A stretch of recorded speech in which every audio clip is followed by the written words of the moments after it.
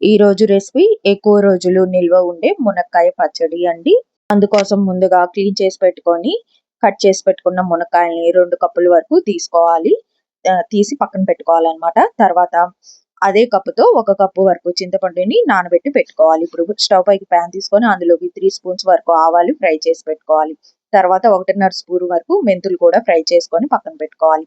ఇదే ప్యాన్ లోకి 2 కప్పుల వరకు ఆయిల్ వేడి చేసుకొని అందులోకి మనం ముందుగా పక్కన పెట్టేసుకున్న మునక్కాయని బాగా డీప్ ఫ్రై చేసుకోవాలండి.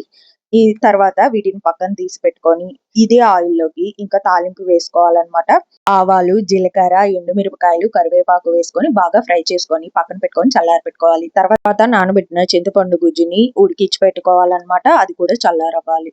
తర్వాత ఇంకా మిక్సీలోకి సాల్ట్ ని పౌడర్ చేసి పెట్టుకోవాలి. తర్వాత ఆవాలు, మెంతుల్ని కూడా పౌడర్ చేసుకొని పక్కన పెట్టుకోవాలి.